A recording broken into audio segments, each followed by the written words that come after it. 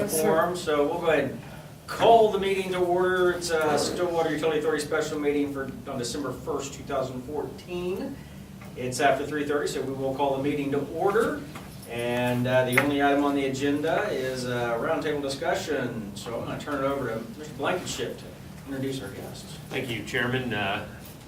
This afternoon we are going to have a meeting with Raftellus Financial Consultants. They are the consultant in which the SUA has contracted with to do the water and wastewater cost of service and rate study.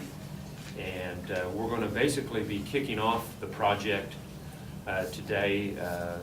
The folks here are going to give you an overview of the process and do a little bit of a exercise on the objectives of price setting for rates. And when this was presented by Bill Millis originally, he showed kind of a pyramid, and so we're at the base of that pyramid with what we're doing today.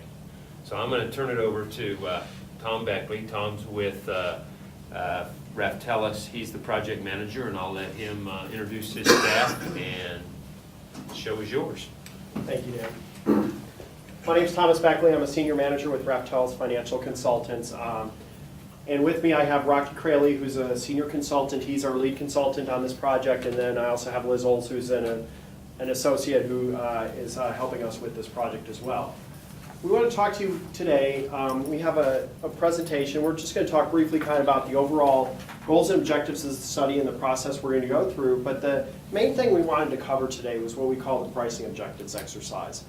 And the purpose of this exercise, and this is an exercise we went through with city staff already, and it went very well, but the purpose of this exercise is kind of solicit your feedback as the governing body for the utility on what you feel is important to setting pricing for the utilities, because as we'll talk about, there are competing objectives when it comes to pricing. We're going to talk about, there's 10 main objectives we're going to talk about today, and the challenge is that there's no one rate structure that addresses all 10 objectives equally. So there's trade-offs that need to be made, and we'll talk a lot more about that. That's the main purpose of today's meeting. But I did want to give you an opportunity to kind of talk about our rate setting process and what we're going to go through with this project, and give you a little background on how the project will progress. And then we'll do the pricing objectives exercise. So again, I don't know if this is the same pyramid that Bill Millis actually showed you, but here's the pyramid that we like to show for the overall rate setting process and how we build up to our final results. First is identify financial and pricing objectives. So that's the exercise we're going through here today with you. We will also go through it with the public tomorrow. So any members of the public here who think they're missing out, we're having a public meeting tomorrow at the library at 7 p.m. I believe. To go through the same exercise where the public will be solicited their input, and we've also went through this exercise with staff. And this allows us to kind of look at, just kind of the different perspectives and just see how they fall. Certainly, not everyone has the same viewpoint for some of these things, so sometimes we can get interesting results when we take a look at this, and at the end of when we meet later, we'll meet again in 6 weeks, we'll be able to kind of compare the results of where everybody stood on these pricing objectives. The next step is we're going to identify revenue requirements and demand projections. So this is kind of developing a financial plan for the water and wastewater utilities. So we're going to work with staff to identify all the revenue requirements for the utilities. So this is operating and maintenance budget, but it also includes capital projects. And part of this, when we talk about financial plan, there's two main pieces. There's the overall financial plan, but then we also specifically look at the capital improvement plan. And we develop a finance plan for the capital improvement program. And we work to identify what the proper balance of cash funding versus debt funding versus any other sources of funding we may have for capital projects, and how the utility is going to pay for the capital projects. Throughout this process, we're also going to be developing an interactive rate model, and it will allow us during this process, as well as once we finish this process in the future, the utility will own the rights to this rate model. It will allow them to update the rate model depending how things change. Whether some projects it may be decided this project needs to be done sooner than we originally thought, or this project can be done a little later.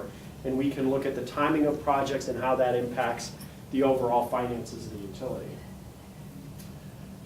So at the end of that step 2 process, we have a picture of the overall revenue requirements for the utility. How much revenue does the utility need to generate each year over a 5 and 10-year financial period? So we're going to look at a 10-year period and how much revenue does each utility need to look at generate over the period. And one thing I want to point out is we look at the water and wastewater utilities. Of course, the Stillwater Utilities Authority is a combined utility. You have water, wastewater, and electric.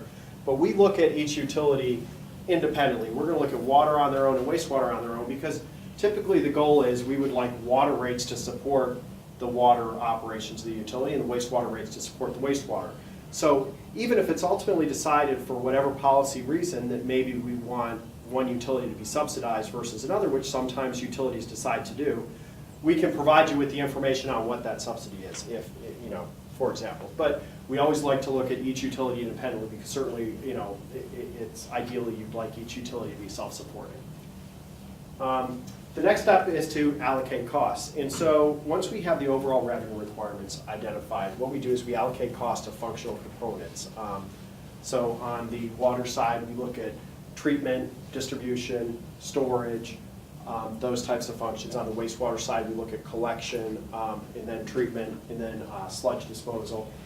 And by breaking down costs into these components, what we do is we get building blocks for costs. We're able to identify how much it costs to provide a certain part of the service to each customer. Per 1,000 gallons, how much does it cost to treat a gallon, 1,000 gallons of water? How much does it cost for transmission? How much does it cost for distribution? And these building blocks become important when we look at rate design, because it allows us to build up rates by customer class. Right now we don't have customer classes in the city of Stillwater, but we potentially want to examine, do we want to have different water rates for commercial and residential customers? Some utilities do, and typically commercial rates are a little less than residential rates. And there's a general feeling among the public sometimes that it's a volume discount. That's really not the case. It has to do with peaking factors, that commercial customers peak less off of a utility than a residential customer. So there are reasons for those differences, and allows us to build up rates in different manners. And another example is if we want to look at conservation rates, which I'm not saying we do, but typically that's something a lot of utilities want to look at these days, is what can we do through our rate structure to encourage conservation? And these building blocks of costs that we get through the cost allocation process allow us to build up rates that can promote conservation in a manner that's fair and equitable to all the customers of the utility. The next step is to design rate structure. So this is where we actually take those building blocks, and then we look at what the pricing objectives are. What pricing objectives are important to the city of Stillwater? Is it conservation? Is it cost service recovery? Is it affordability? And make trade-offs. And we're going to look at, and what we will likely have when we come back to you in about 6 weeks, is we will have a couple different rate options, or a few different rate options. I don't want to say a couple because it may be 2, 3, 4 rate options for each water and wastewater that we can look at. And then we can say, here's what the rate structure would look like, here's what it does to address the pricing objectives, and here's what it means for our typical customers. Here's the customers that benefit from it, and here's some customers who may pay a little more because of this rate structure, because it's all about trade-offs. Finally, step 5 is where we do basically what I just described, which is assess the effectiveness of the different rate structures in addressing the pricing objectives of the utility. So again, looking at the pricing objectives we're identifying with you here today, we'll identify with the public tomorrow. How does each rate structure address the pricing objectives? What are the advantages of each rate structure and the disadvantages of each rate structure? So just to give you an overview, and I'm sure some of you are familiar, but in case anybody's not familiar, here's the City of Stillwater's current water and wastewater rate structure. For the water side, we have a base charge that increases by meter size, and then what we call a uniform rate. So all water customers, and these are the inside city rates, pay $6.60 per 1,000 gallons for water. So there's no difference in rate structure by customer class. Like I said, residential and commercial pay the same, and there's no change in the rate if you use more water. So somebody using 1,000 gallons a month pays the same for every 1,000 gallons as somebody using 100,000 gallons per month. And this is something, it just depends on, again, what the pricing objectives of the city of Stillwater ultimately are on the different options we can look at. On the sewer side out, we have a similar rate charge, but it doesn't vary by meter size. It's just $8.13 per meter, and then volumetric we pay $3.30 per 1,000 gallons for wastewater. Changes in on the wastewater side, it's less common to see varying volume rates for commercial versus residential because it's typically assumed that the wastewater sent by different customers is approximately the same strength. And for your large commercial customers who have stronger wastewater discharge, they actually pay surcharges to recover those specific costs. So when we're looking at rate structure design, what are we looking to do? Well, obviously, the first and most important thing is we want to generate sufficient revenue to cover all the operating costs and capital costs of the utility. So this is, when we identify those revenue requirements and what we had identified as step 2, we want to make sure that whatever rates we propose generate enough revenue. The next is we want to be responsive to the stakeholder and customer objectives. And so that's the point of this pricing objectives exercise. We want to understand what's important from a rate setting perspective to the Board of Trustees as well as the public for when we go through the exercise of designing alternative rate structures for the city to consider. And of course, we want to be consistent with industry practices, and we believe that's why the city engaged a firm such as ourselves. We have a lot of experience assisting a lot of utilities in addressing these issues, so we can bring a lot of perspectives how other utilities have dealt with these issues. What are some of the more innovative ways utilities are dealing with conservation is obviously an important one, maybe, and whether or not we'll see how important that is a pricing objective, because it certainly has implications when you implement conservation rates and doesn't meet the other objectives of the utility.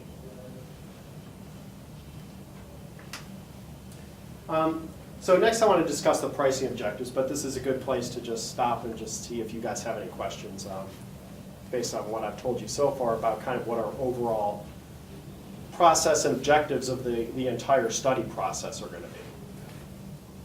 Yes. Does that meet your expectations? Right in line with what we were expecting. Okay, excellent. So when we look at pricing objectives, we're going to talk about 12 different pricing objectives. There's 2 that are kind of foundational, and so we don't even have you evaluate these because basically these are kind of givens. One of them is financial sufficiency. We're going to develop rates for the water and wastewater utility that generate enough revenue to meet their needs. We're not going to assume any subsidies, obviously, from the general fund or from electric, in the case of an authority such as this where we have other revenue sources available. So we're going to assume financial sufficiency is a given. And then the other, of course, is defensibility. We don't want to come up with anything so out there that it's going to be a challenge to defend if we're questioned about it. So now we're going to talk about and this is kind of just talks about what we just talked about. Sorry, I kind of get ahead of myself sometimes. Defensibility consistent with accepted practices as well as contracts, charter, and the court cases. So next we want to talk about the 10 pricing objectives that we're actually going to, that we have some flexibility on in setting rates. What pricing objectives do we think are most important in how we design our rates? And again, this doesn't come down to how much revenue we're going to recover. It just comes down to who we're going to recover that revenue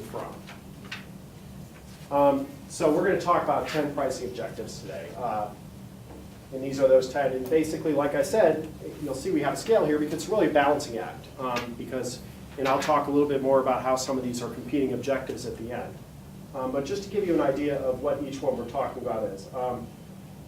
Cost service-based allocations. And this really comes down to, do we want to have rates that reflect cost by customer class or some other, or in the case of conservation rates, those can also be cost service-based. So do we want to move away from, on the water side, for instance, where everybody pays $6.60 per 1,000 gallons, do we want to look at some more granular ways to look at cost by customer class or conservation rates that address customers who have higher peaking factors on the utility?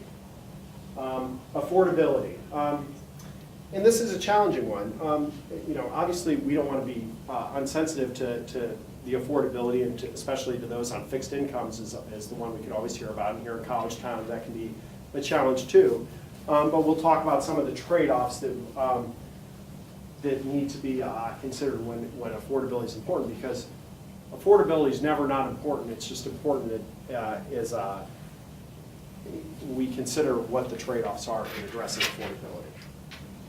affordability. Conservation demand management.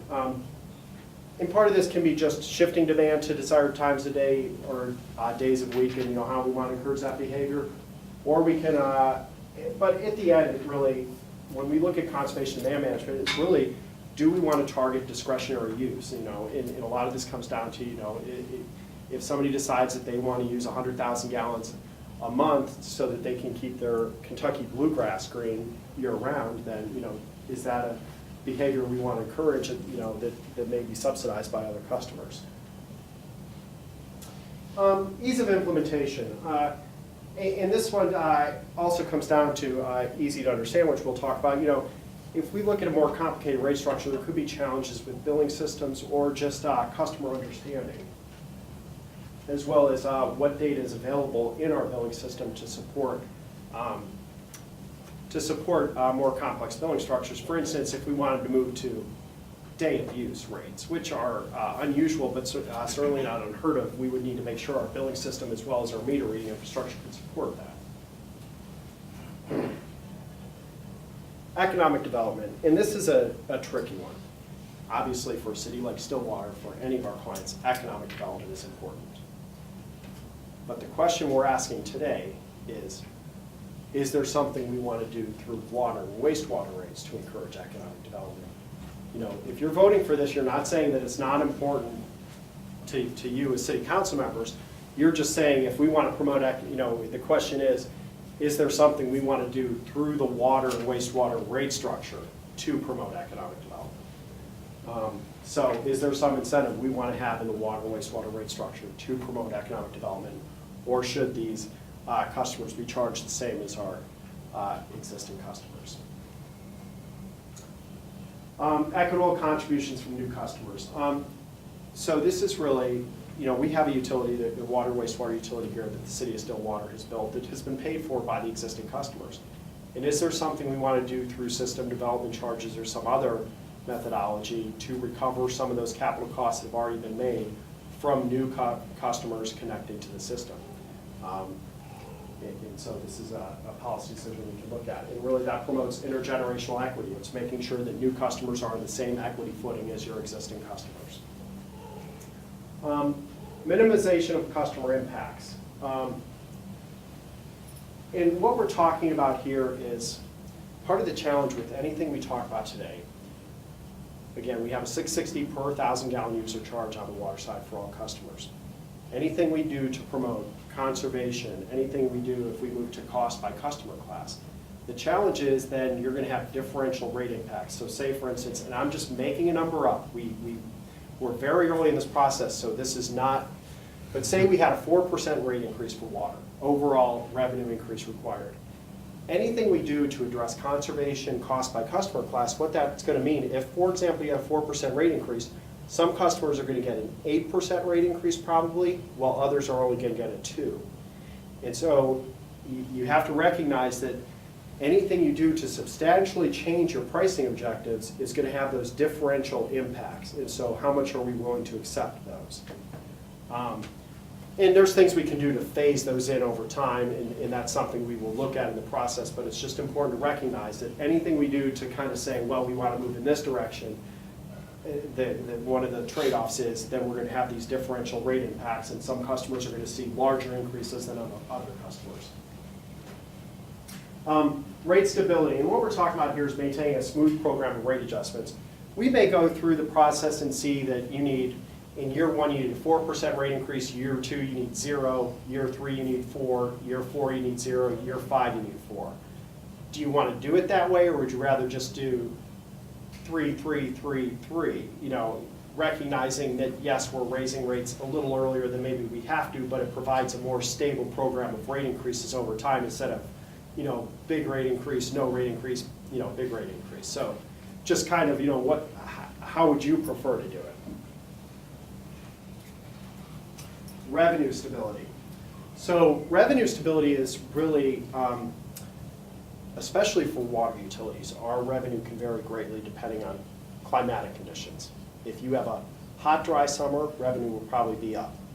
If we have a cool, not cold, but say a cooler, wetter summer, less people are going to be watering their lawns, less people will be using water outdoors, our revenues are going to come down significantly. And part of the challenge is, as a water utility, if our usage comes down 10%, our costs do not come down 10%.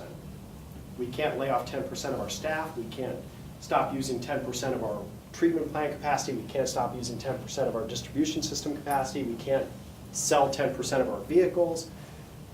Really, the only thing that varies is electricity and chemicals. It's maybe 1% of our total cost. So if our consumption goes down 10%, our costs go down maybe 1%, and the challenge is our revenue.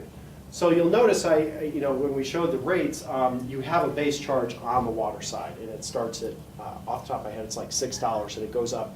It gets pretty large for larger meter sizes, and what that recognizes at the larger meter size is it recognizes the potential demand a larger meter can place on the system compared to a smaller meter.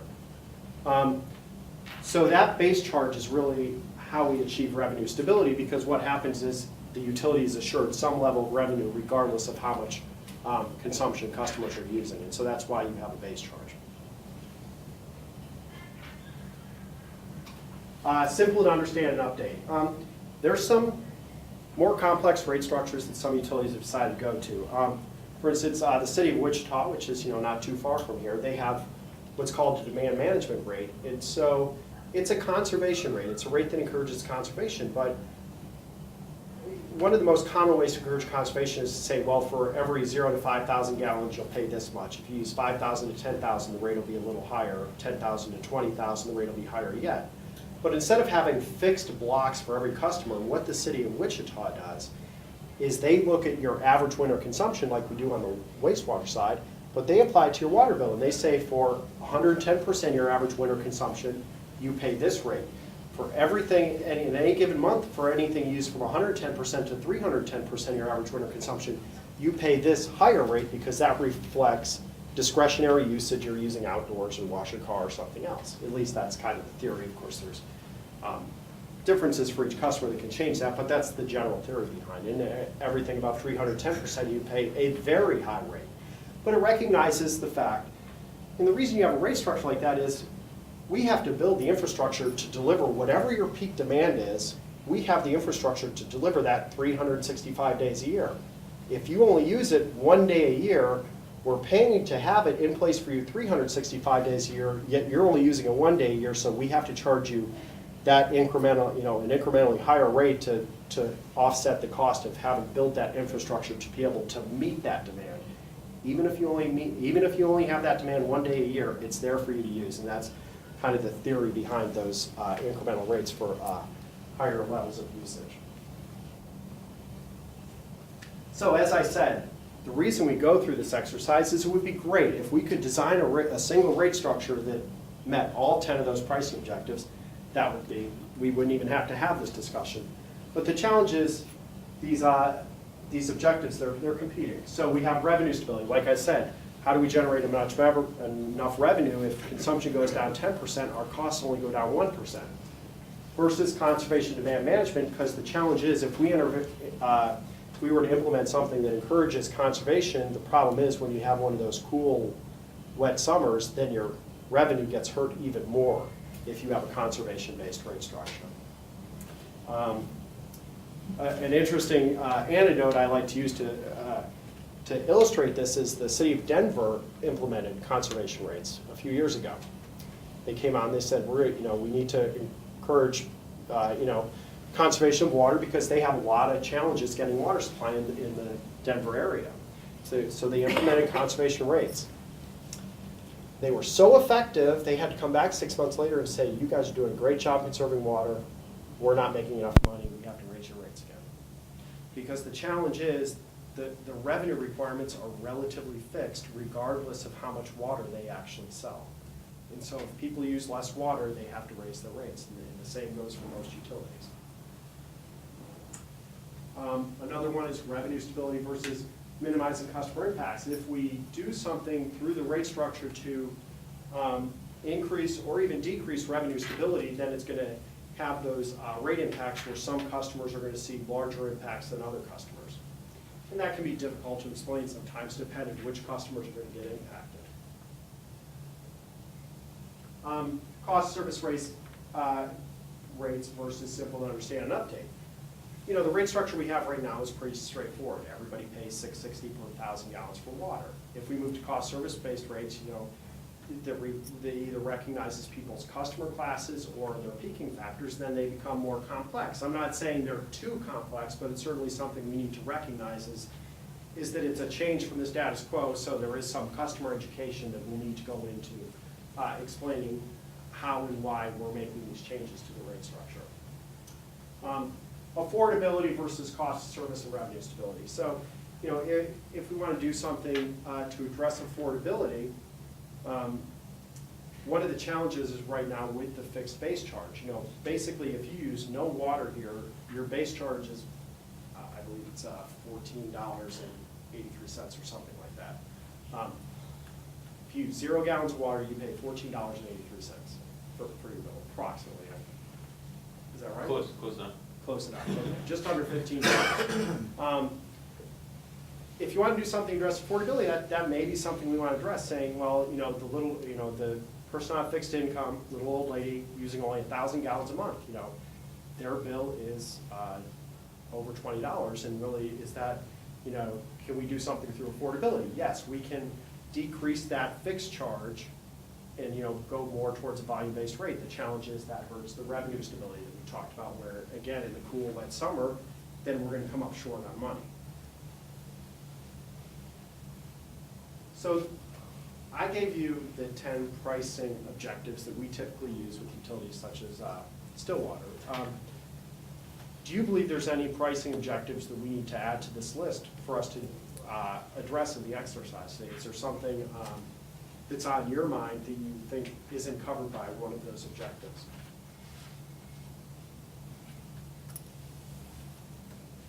Can you go back to that previous slide? Sure. Thank you. Actually, if you take it all the way back to your scale slide, Scale? you'll like it. It's because I was late. Yeah, it's because you're late. These aren't on, these are Right. just, I believe they're in alphabetical order, actually. There's no meaning to which side of the scale they're on in this picture, just to be clear. But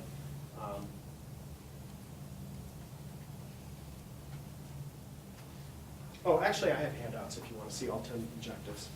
These are the handouts we'll do the exercise on, and these actually have all 10 objectives listed as well.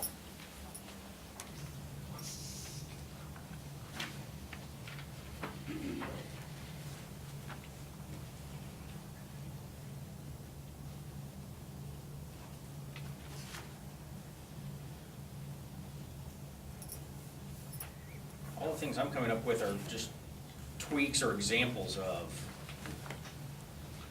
Well, and certainly, you know, we've done this, you know, I've done this exercise with probably about a dozen different utilities, and typically, there's not much to be added to these. You know, we'd like to think that we've got, you know, we just don't want to assume that we've addressed all your needs, but, you know, based on our experience, this covers most of what we like to address in these You types look of like you had subjects. something. Oh, I'm just trying to think about where sustainability fits in. Of sustainability of. Of the system, long range. I think it actually is in financial sufficiency. It is to the extent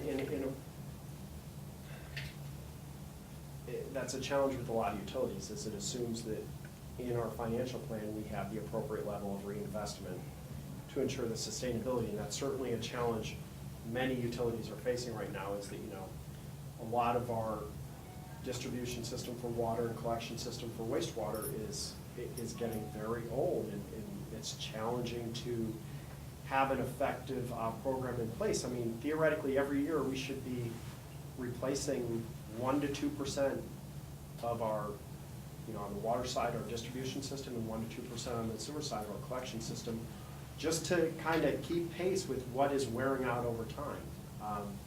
Do you think that that is sufficiently I can see where we could find it in those 10. I think you actually find it in the base It's the assumption when financial you- sufficiency, it's really. Yeah, in the base assumption. I think you had two base assumptions.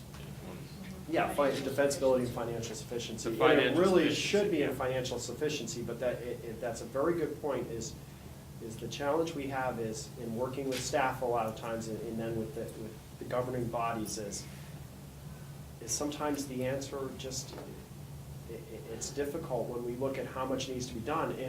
And typically, if anything, what we'll do is we'll say, here's the level of reinvestment we believe needs to be made to ensure, the sustainability. These aren't things that absolutely have to be replaced today.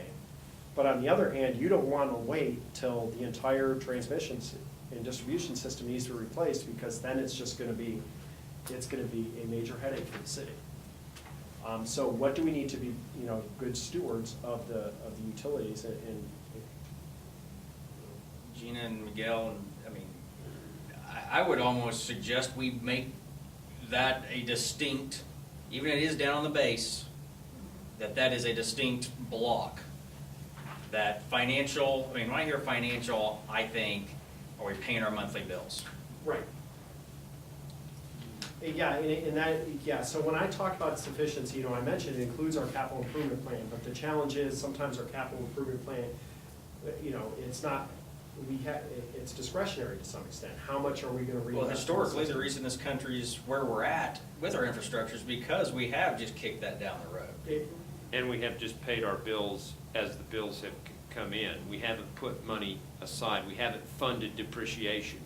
And in a cost of service analysis that's being proposed, in the utility or accrual method, you actually look at the depreciation of the system. And even though you may not be necessarily replacing 1 or 2 or 3% of it that year, you're funding that and you're setting that money aside as a reserve, as part of the account, so that you have that money in place to either pay for the actual replacement or to pay the debt expenses if you have to finance it, if it's much larger.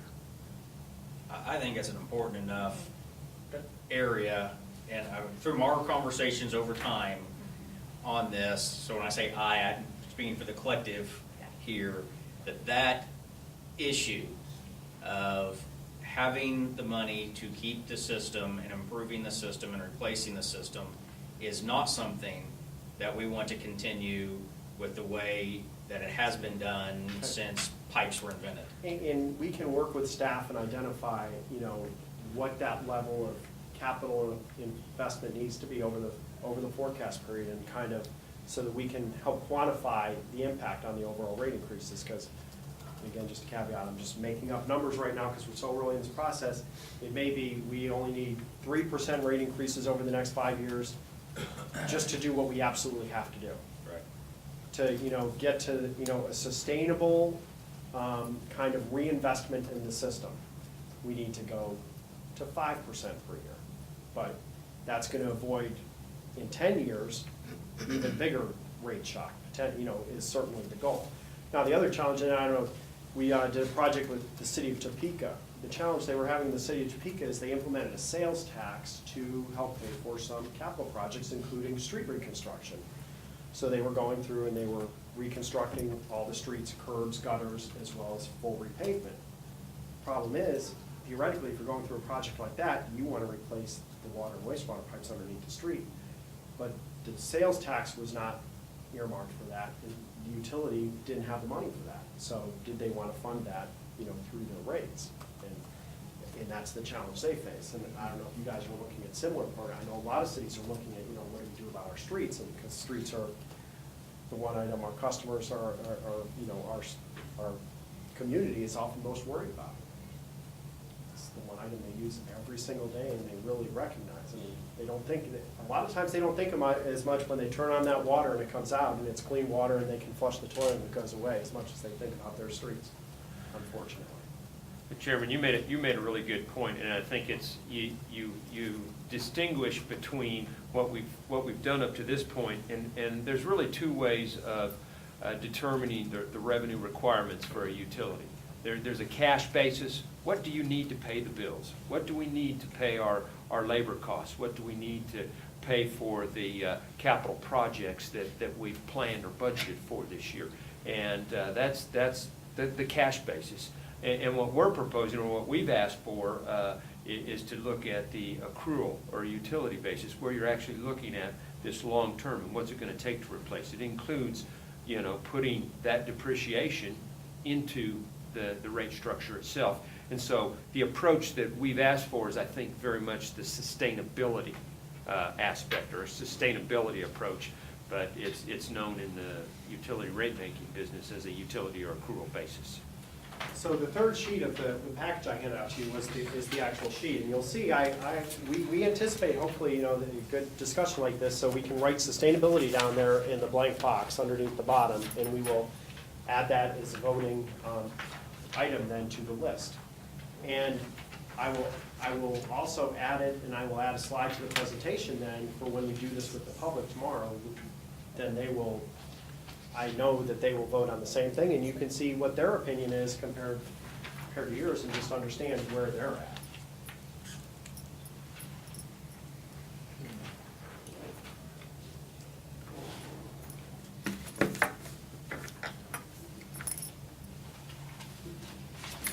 We're supposed to be filling this out, correct?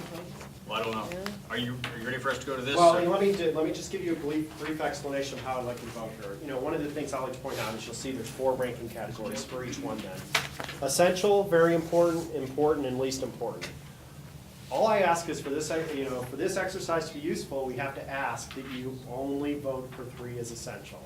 And you only vote for 3 is very important. Otherwise, if you vote everything is essential, then we don't get anything out of this exercise. And of course, I also like just to point out that we're not saying any of these aren't important, but we're just saying that some of them are less important or least important. But they're all important objectives for the utility. It's just we're trying to figure out what is most important for the utility. So with that in mind, if you'll go ahead and vote for up to 3 is essential, up to 3 is very important, and then we care less if you want to rank them all as important or all as least important. That's up to you. Can you tell me what you mean by minimization of customer impacts? Sure, minimization of customer impacts was, that's where we have the discrepancy between differences, like if we do a 4% rate increase, overall rate increase, some customers may have 8% and others will be at 2%. But there is one of the sheets has some brief definitions of Yes, each of those on there. there is, yeah, as well, but I don't know. Hey, Dan, Yes, help me sir. out in my knowledge of this. On conservation, I mean, the city of Stillwater historically really doesn't have a major water. We have not had water issues. We have not had to do any type of conservation. You get into kind of a double-edged sword in the state of Oklahoma, because the way the state statutes are set up, we're served by surface water, and surface water is owned by the state of Oklahoma. Through the Oklahoma Water Resources Board, they allocate water rights to whoever applies for them. They allocate them on a 7-year basis. Right now, we have our water rights are allocated out of Call Reservoir. We have rights equivalent to a little over 50 million gallons per day. Our average water consumption is probably 5 to 7 million gallons per day. We've been able to protect those rights in Call because no one else is interested. But if someone becomes interested in Call and wants to go after some rights there, then if we haven't used our rights, then the OWRB can allocate those. So you get into kind of a double-edged sword, because you want to protect your rights because of the way the Oklahoma law handles water rights versus, is it socially the right thing to do as far as conservation. If it's purely like what Tom was talking about in the Denver situation, where they actually have limited water rights, then you've got a really strong basis for conservation. And like I say, the socially acceptable thing to do is maybe to conserve, but we are fortunate geographically and with our water supply, the individuals who went through a difficult time 30 years ago trying to tell people that, this pipeline to Call was a good thing to do, they did an incredibly wonderful thing. I mean, they really set this community up for having sustainable water resources. We have, really in our hands, adequate water supply to last us into beyond any of our projection growths. And so we get into a situation is, do we conserve because it's a good thing, or do we not conserve because we are in a position to not have to, and we also, from a legal position, want to protect our water rights? Does that help you? It was a long answer. Well, it's not a simple. We have water, we no need not. Well, I don't want to. No, that's right. I could say that. Conservation Yeah. measures. No, Well, yes. in one challenge I point out that we've seen, and we haven't finished analyzing the billing data yet here for Stillwater, so I don't know this for sure about Stillwater, but I suspect we will see what we've seen in communities across the country, which is over the past 10 years, water consumption per capita is declining. People are using less water now than they did 10 years ago, and there's a few reasons for this. One, there's a general ethos of conservation. I watch kids shows with my kids sometimes, and they tell them on the kids shows now, when you're brushing your teeth, make sure you turn off the water, and everything else. There's just a general ethos of conservation, kind of ingrained in children these days, in kids shows, in school, everything else. And just a lot of people in general are just more mindful, they think conserving water is a good thing, which we don't want to say it isn't, because you have to remember, part of actually this gets to my next one. The next one is, every time somebody installs a new toilet, a new dishwasher, a new clothes washer, a new shower head, a new faucet in their home, that item uses less water than the one it's replacing, because of the Energy Conservation Acts. And the reason that the federal government decided to address water conservation in the Energy Conservation Acts is, years ago, they determined that water and wastewater treatment used like 10% of the total electricity in the US at that point in time. So they said, well, if we cut water consumption and therefore wastewater treatment needs, then we'll cut energy use, which is true. I mean, there's no denying that we pump water, we have to use electricity treated, then on the wastewater side we pump wastewater, then we use less electricity treated, so less of it means less. But basically, every time somebody puts in one of these things, they're using less and less of the resource we're selling. And then the third has been just the general economic activity. That, obviously we went through a recession, in the past 10 years, and a lot of people we've seen it across the country, there's less people, and this is more anecdotal, but, I've seen it with utilities across the country, less people water their lawns now than they used to. It's not seen as important to keep that grass green for many people, not just not just lower class, your lower class people, but, middle class, there's less concern about those types of things. And so, in general, across the country, we've been seeing declining water usage. And also on the business side, many businesses are just more mindful about their water usage. They're cutting costs. Competition is increasing every day. And so, and the challenge is, if our consumption goes down 1% in a year, and none of our other costs changed, if we didn't have any inflation, we would still have to raise rates 1% just because consumption went down 1%, because again, the same thing I discussed before, most of our costs are fixed. If our consumption goes down 1% in a year, we can't lay off 1% of our staff, cut 1% of our vehicles, eliminate 1% of our infrastructure. It's all still got to be there. And so it's a challenge. Every time, every 1% decline in consumption is basically a 1% increase in rates we need. And to put things into perspective, what we're doing here is we're setting the objectives for setting, or we're identifying the objectives for setting the rates for the next 5 to 10 years. This isn't a permanent thing. Likelihood is we'll probably be back in another 5 years sitting down doing a similar exercise, and our perspective may change at that point. So we're focusing predominantly on the next 5-year period, but they will be projecting all the way to 10 years. So what is important for us during that period is, I think, what we're asking you to prioritize here. When was the last time we had a rate increase? The last time we had a rate increase, the rate increase was July 1 of 2014 was the CPI. Prior to that was January 1, and that was the implementation, part of the continued implementation of the previous cost of service study.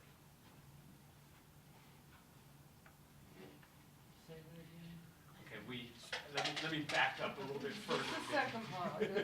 Yeah, we started implementing the previous cost of service study on July 1 of 2009. And every 6 months, we did a incremental increase. And that continued through January 1 of 2014. When we came to you all this last summer and said, okay, we're asking you to go ahead and implement the next increment, we said, time out. We think that the situation has changed. Things have changed, Water 2040, the cost pipeline, things have changed with both of those. And so what we like to do is go ahead and revisit the cost of service study. And so the way the rates were set up was that without any other action by the trustees, that the CPI adjustment would apply. And so since we didn't continue the implementation of the previous cost of service, then on July 1, just the CPI was applied.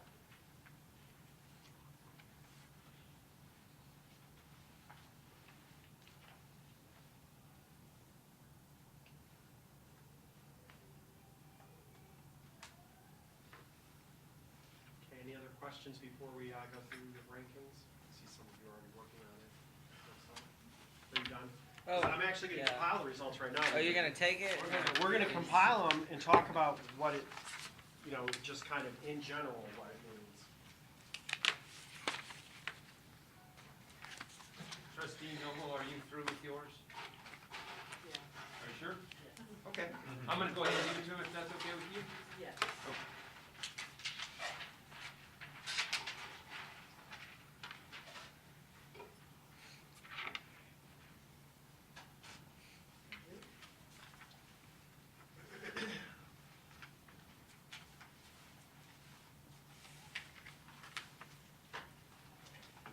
And as Tom indicated, we're going to have a public workshop tomorrow evening at 7 p.m.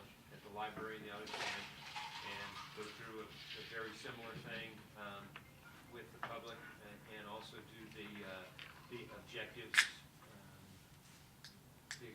exercise with them too, to kind of get a feel for at least what our customers' perspective is, and then they'll put all of that together and bring that to us. We did it with staff a couple of weeks ago, and so you'll get to see the results of all of that. Do you already know what the staff results are? We have that if you would like to see it. Yes. If they didn't have sustainability, I could potentially ask Dan if they, it would be difficult. We'd have to have a re-vote on the whole thing probably, which is not, it's up to Dan. We can just assume they'll vote on it the same way you did. That's a good assumption.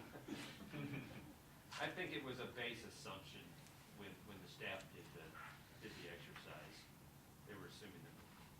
And so if it comes up that, the other stakeholder groups or this group, would rate that lower, then.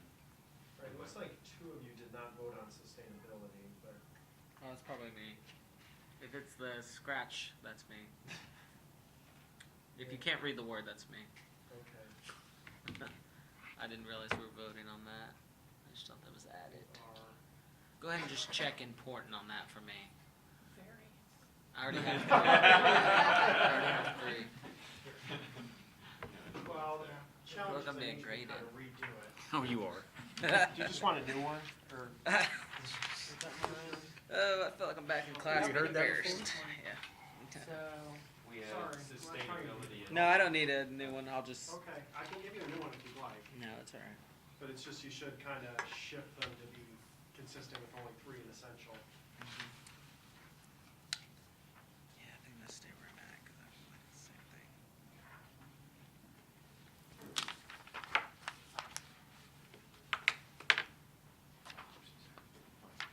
Thank you.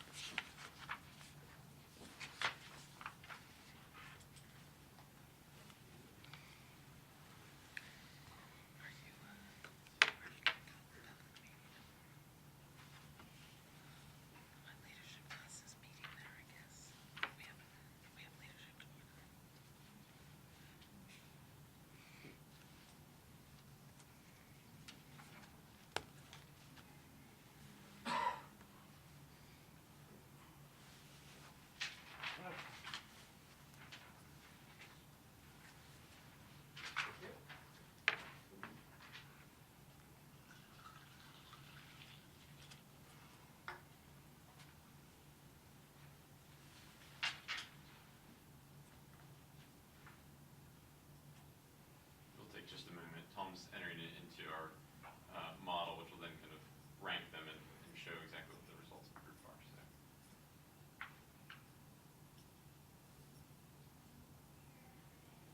Just need to scan our phone machine. Actually, we have an electronic voting thing, but honestly, with only, I should have brought it actually from the public meeting tomorrow. With only 4, it's really not.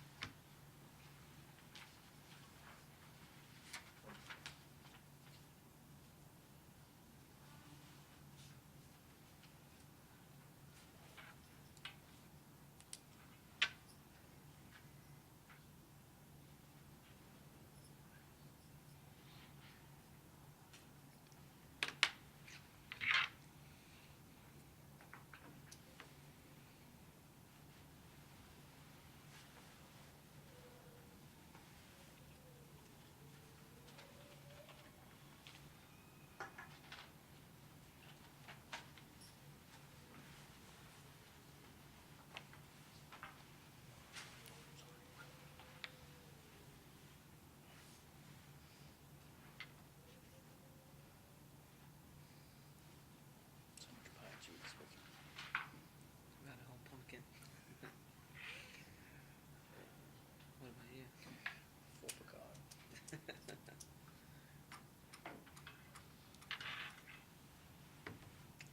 We have like 4 pecan pies because it was a mix up. We was getting pecan pies. This birthday. I probably ate more gumbo And I'm than just I ate working on a turkey. comparison real quick to the Yeah. staff. My grandparents live in Louisiana, and so we went down there and they're raging Cajuns, and so they made gumbo Friday. So,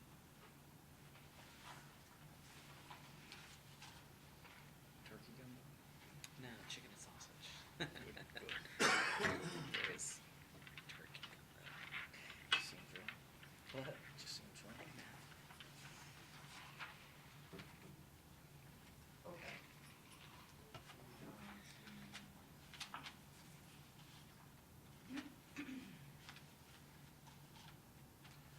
Okay, so you'll see I assigned a numerical value to each of your votes, 1 being essential and then 4 for least important. And then, so the lower the number, the higher the response was. So based on this, roughly in order, so looking at essential, we had 3 tied for second place. So let's call it the 4 most essential would be rate stability, affordability, revenue stability, and then the newly added sustainability.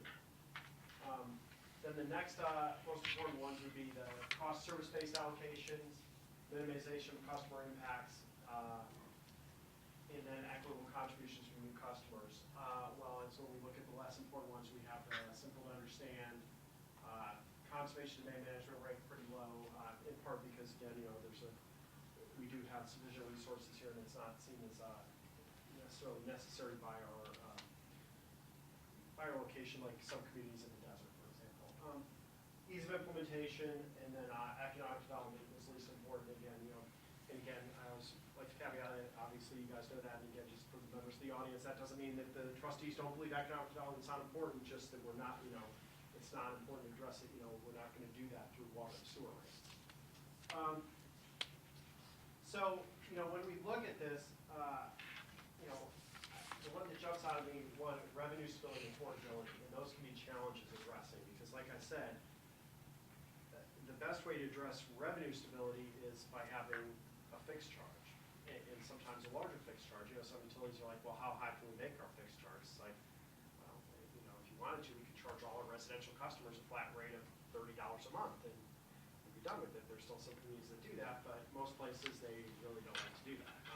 They like to have some incentive in there to use less water by charging more for it.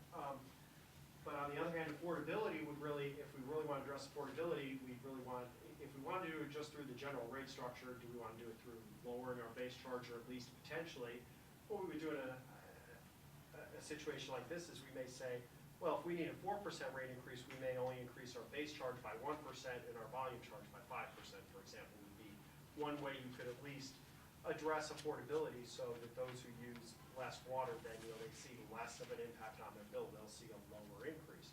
But again, we get into minimization of customer impact. Some customers will see a larger impact than others under a situation such as that. And then obviously the sustainability, you know, ranked highly. So what that really indicates to us is, you know, when we're working with staff, we need to make sure that we understand what impact sustainability has in the rates, and making, you know, doing our best to ensure that we're funding the utility at a sufficient level to ensure the sustainability of the utility, so that we're not kicking the can down the road, as you put it, which is certainly a term I've used in the past.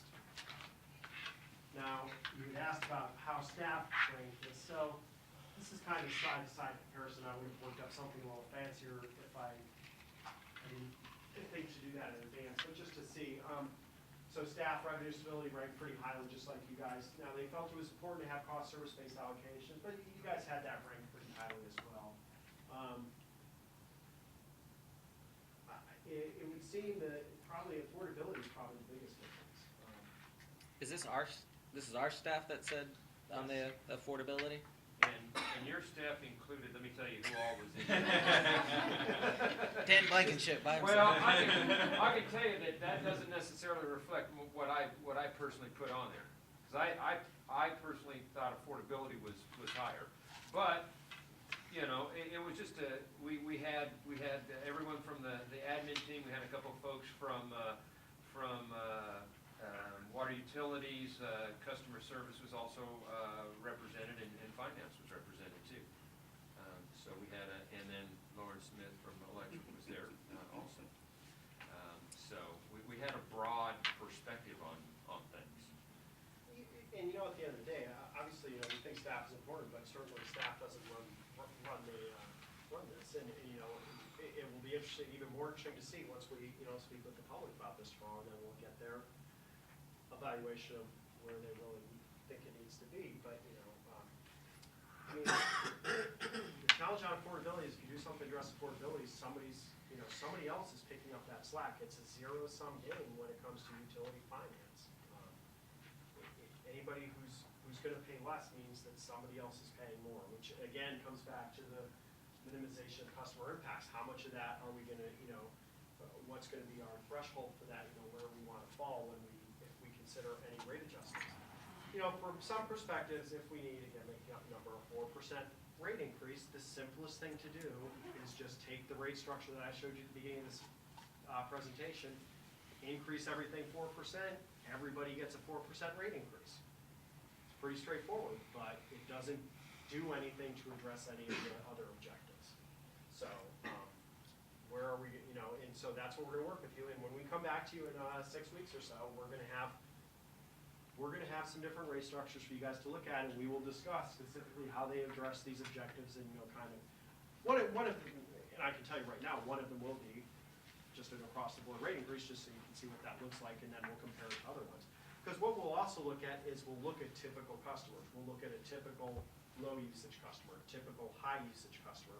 Because what you're going to see is, depending on which rate structure you go at, the low-usage customer may range from 0% rate increase to 8% rate increase, whereas your high-usage customer may range from 2% rate increase. And when you get into the high usage, if you do something on conservation-based rate or something, how high are you willing to accept? Do you want somebody to see a 50% rate increase? Do you want somebody to see a 100% rate increase, you know, for the same bill? That's really going to be what we have to consider when we look at addressing these pricing objectives.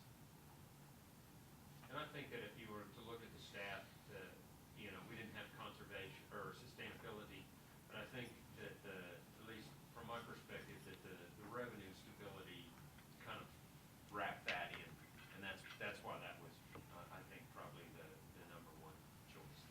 I would certainly suspect that staff would be strongly supportive of sustainability. I mean, they know what the, they know what the system is like out there, and, most utilities we work with, that's always a challenge. It's, it's you'll figure out how to pay for the stuff that the federal government is mandating we do, and those types of things, but how do we, do these things that we kind of know we should be doing, but it's challenging to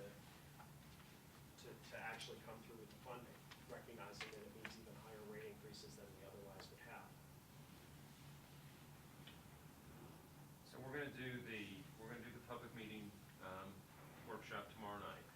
Why don't you just go ahead and maybe talk just a little bit about where, I think you have talked about that earlier in the part, but we've had a couple of our trustees join us since then. Why don't you talk about where we're going from now and Okay, so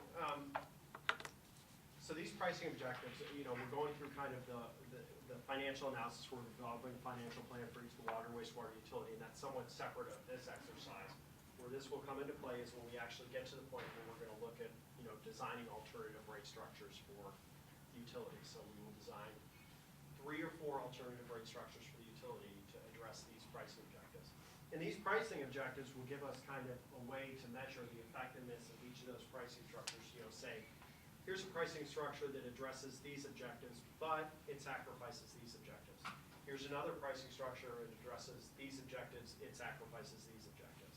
And then we can also look at impacts, like I said, on different typical customers, commercial customers, residential customers, things like that, and just how it impacts our different customer classes. And then work with you guys to kind of identify where we think we need to be as a city and how we adjust our rates.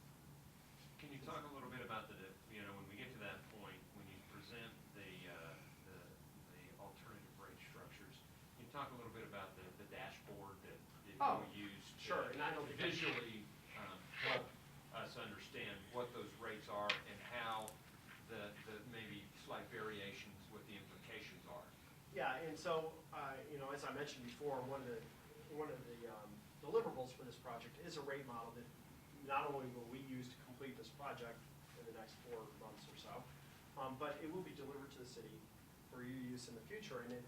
But it has a dashboard on it. It's an interactive dashboard. It allows us to examine the rate impacts and what the impacts on the financial health of the utility, on reserve levels, capital funding levels, and things like that. Just where we need to be, and we can look at kind of the differences between each of the different rate structures in an interactive manner. And it will allow us to work with you, in this workshop, and kind of not just kind of bringing you options and saying this is it, but we can actually work within the model to adjust those rate options just depending on your feedback and where you feel we want to be as a city and utility. So the way I understand it is you'll be able to make adjustments on the fly. Yes. At the next workshop with the trustees on the various different rate schedules that are presented.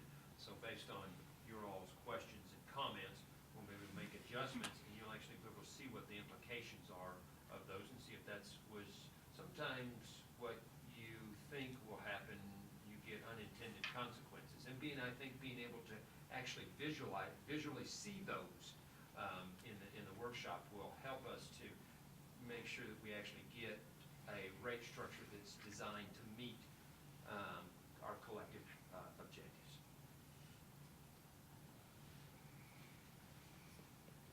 Dan, can you give me a timeline, of how tomorrow we're doing the community workshop or whatever.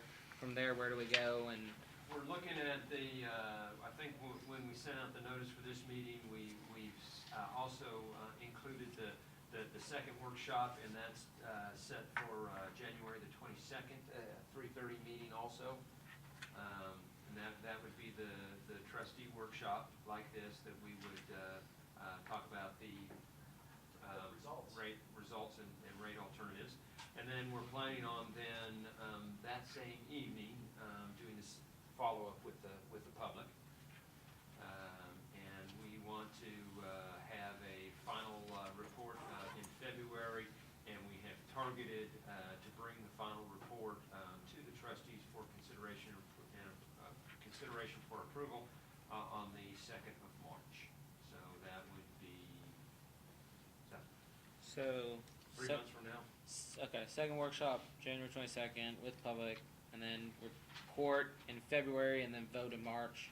Yes, yeah, and the 22nd of January, the 3:30 would be the 3:30 would be a trustee meeting, special SUA meeting, and the 7 o'clock would be a public workshop. Okay.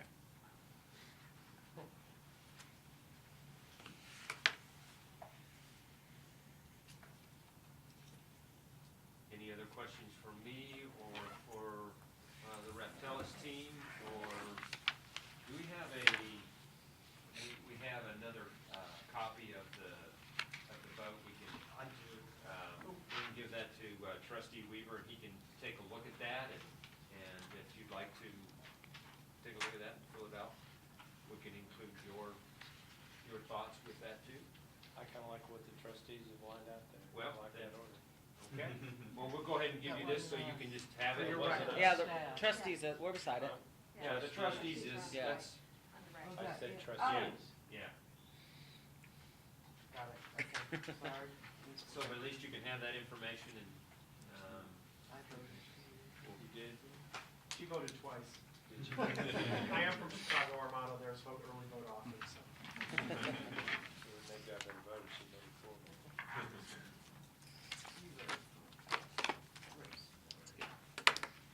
All right, does anybody have any other questions for them? Do you have any other questions for us?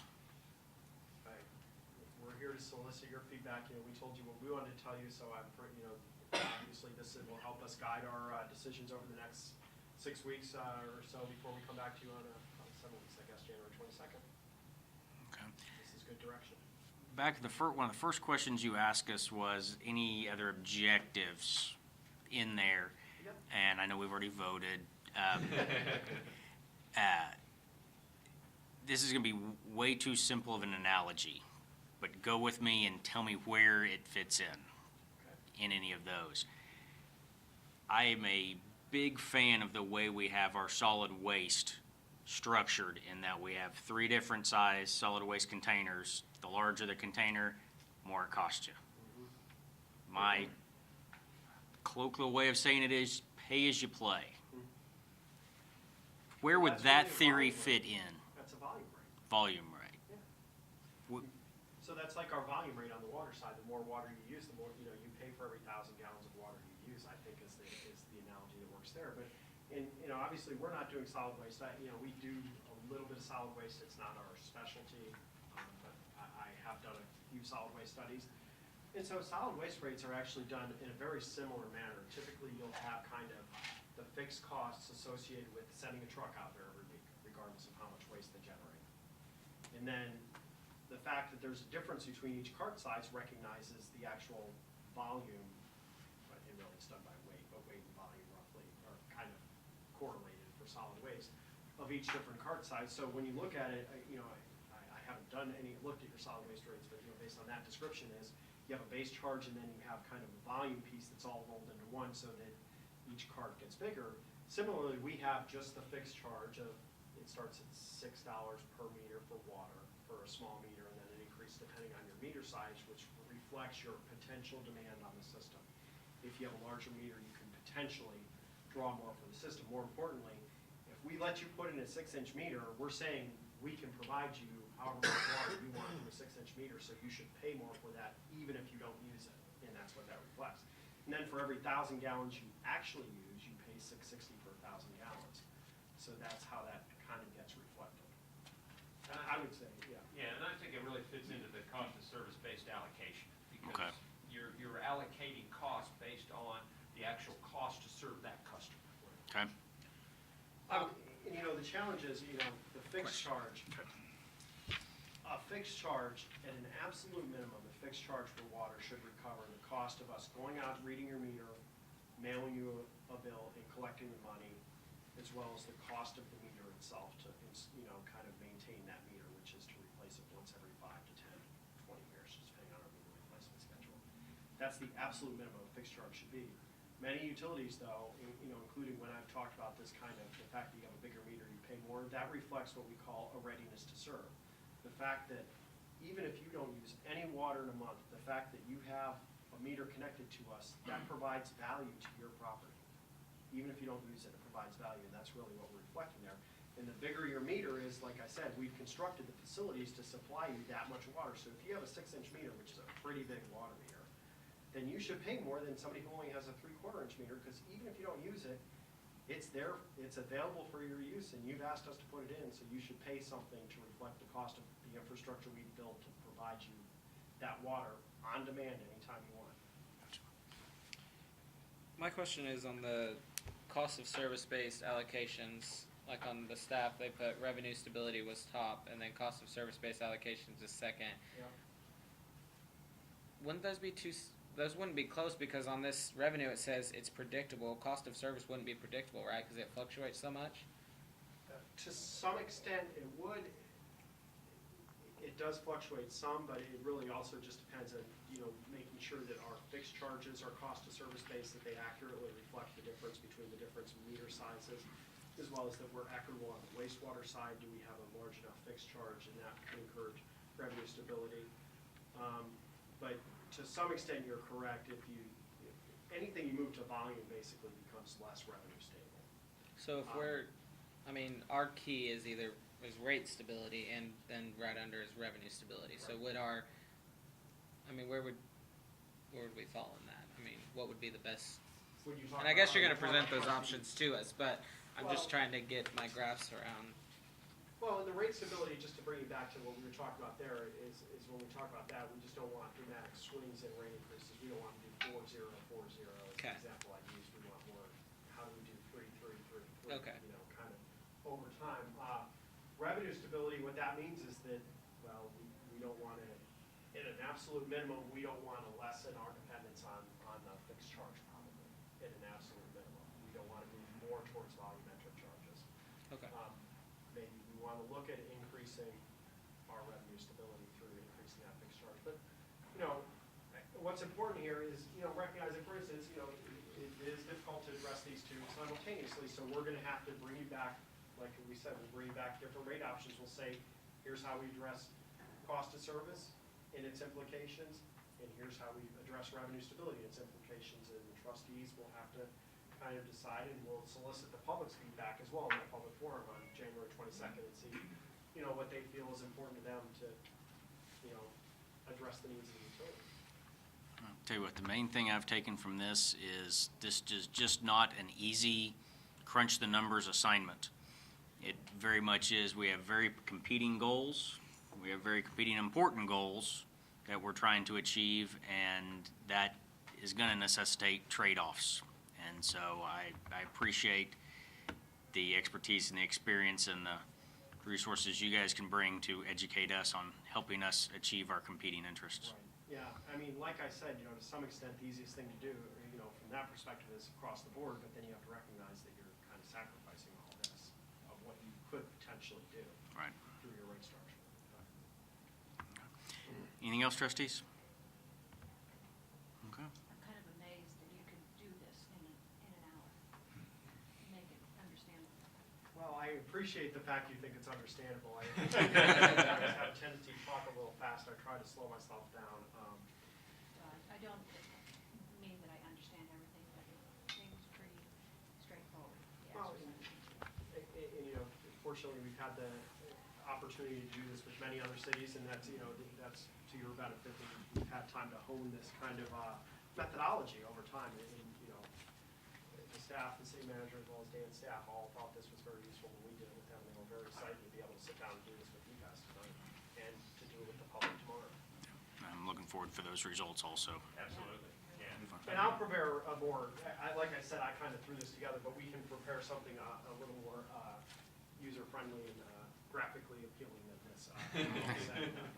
We really feel that it's important to provide you all with the information that you need to make a decision on what is something that's really important to this community. And so we appreciate you guys taking the time to, educate yourselves and be part of this. And so the staff's recommendation or staff's thoughts, and one component of it,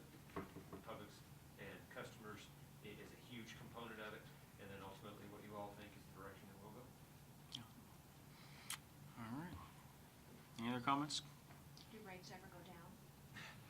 You know, the challenge is certainly I've seen situations where it's, oh, we could lower rates 2% this year. The challenge is then you just have to raise them 4% the following year. So quite frankly, usually you're better off just saying people are happy if you don't raise their rates.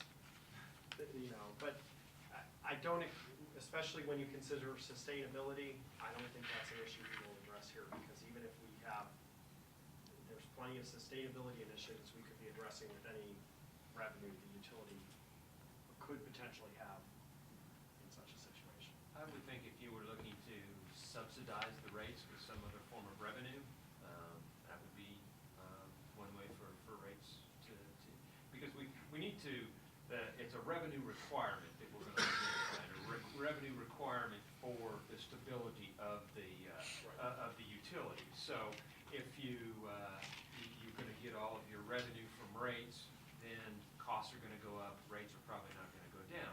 But if you decide that you're going to get your revenue from some other place and you want to subsidize it with some other form of revenue, then rates could go down because it's just a balance to get to the revenue requirements.